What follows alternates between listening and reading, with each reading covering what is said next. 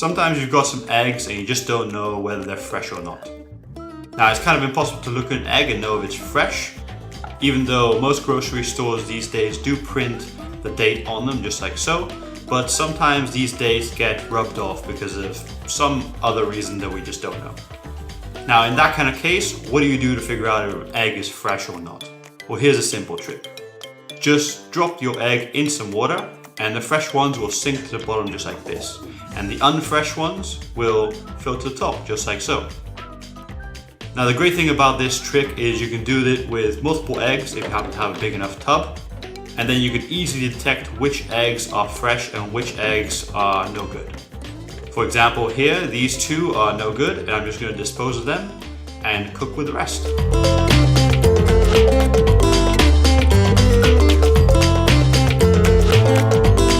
Alright, here's a trick how to peel some ginger. Normally use a gadget like this or another gadget like this. But for this, we're going to use a simple and humble spoon, like so. Or you can use a smaller one like a teaspoon, like this one. All you do is just scrape it across the surface at a little bit of an angle, and it just removes the skin from the ginger. Now, you can also use the big one. It doesn't really matter what spoon you use.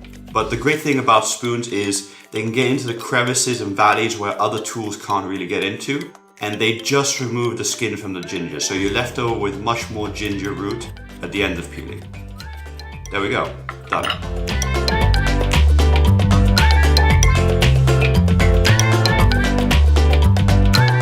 Alright, this here is the easiest mayonnaise recipe in the world. Add 2 egg yolks, one broke sadly there, and then you want to add half a teaspoon of mustard, just like so. Followed by 2 tablespoons of freshly squeezed lemon juice.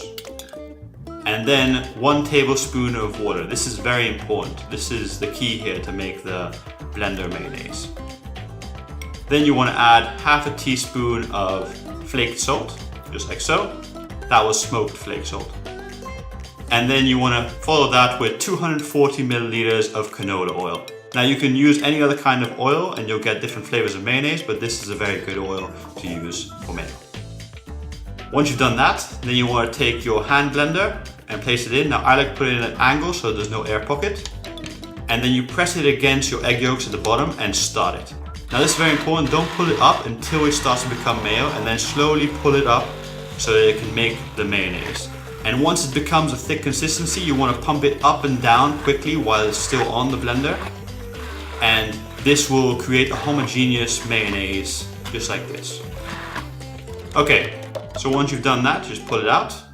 And there you go, you've got the simplest, easiest, delicious mayonnaise you can make. And there's no point to really buy mayonnaise when you can make it this easy.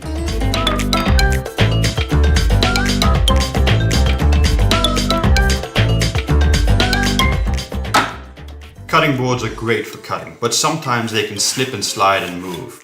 Now, this can be very dangerous when you're using a big sharp knife like this. If it moves at the wrong moment, you could cut yourself.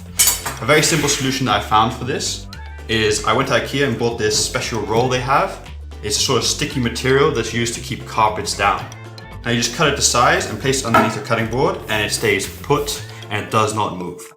Now, if you don't want to go to IKEA and get this, or you don't want to spend the very small amount of money to get this, then I got another solution for you. Just take some water and a paper towel.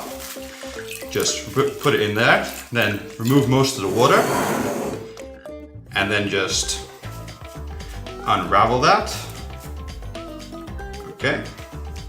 Place it down on your surface, place the cutting board on top, press down, and then it does not move. Now, I do recommend the other material from IKEA, but if you can't get this, the other system is a very cheap and easy solution that you can use to keep your cutting board in place. Okay.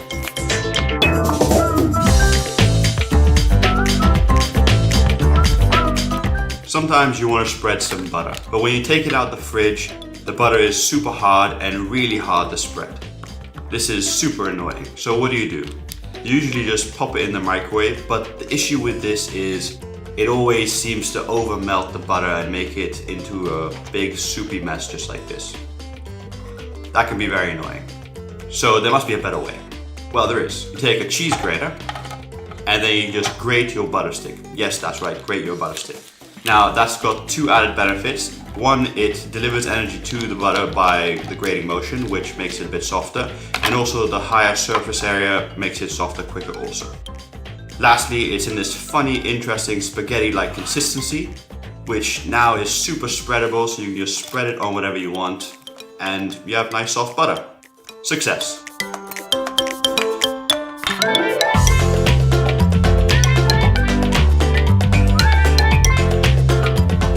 Alright, so the worst thing that could happen when you're poaching eggs is this. The egg white runs away from the egg yolk and leaves it completely unprotected in the water. And then it just comes out all weird, like flat, and the egg yolk is completely overcooked. Now here's a very simple trick to make perfect poached eggs every single time. Take a little bit of cling film, place it into a bowl just like this, then crack your egg and drop it in just like so. Then pick up the sides of the cling film and just wrap it round tightly, trying to remove as much air as you can away from the egg.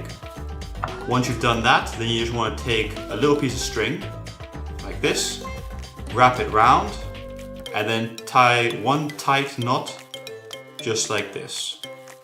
Okay, once you've done that, just remove any excess cling film that's not necessary.